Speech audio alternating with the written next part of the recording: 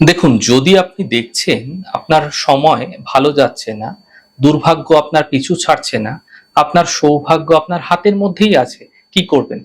ছোট দুটো উপায় আমি আপনাদের বলে দিচ্ছি, এই উপায়গুলো করে নেবেন। খুব ভালো ফলাফল পাবেন। খুব বেশি অর্থ খরচও হবে না। প্রত্যেক শনিবার করে বা প্রতিদিনও এটা করতে পারেন। চিনিকে আপনারা কি করবেন? একটু বেশি করে চিনি নিয়ে আপনারা ভালো করে গুঁড়ো করে নেবেন।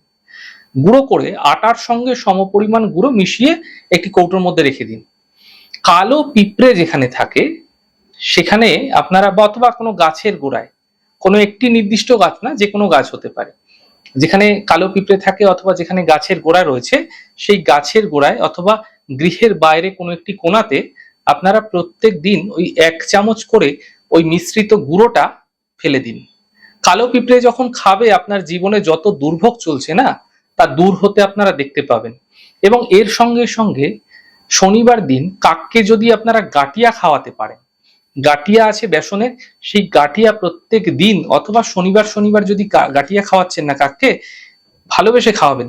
এই প্রক্রিয়া যদি প্রত্যেক দিনও করে যাচ্ছেন, এতে আপনাদের দুর্ভাগ্য যা আপনার পিছু ছাড়ছিল না, তা দ্রুত দেখবেন দূর হতে শুরু হয়ে গেছে। ছোট্ট প্রক্রিয়া, অত্যন্ত সাধারণ প্রক্রিয়া, করে দেখুন, অভূতপূর্ব ফল আপনারা কিন্তু মিলতে দেখতে পাবেন।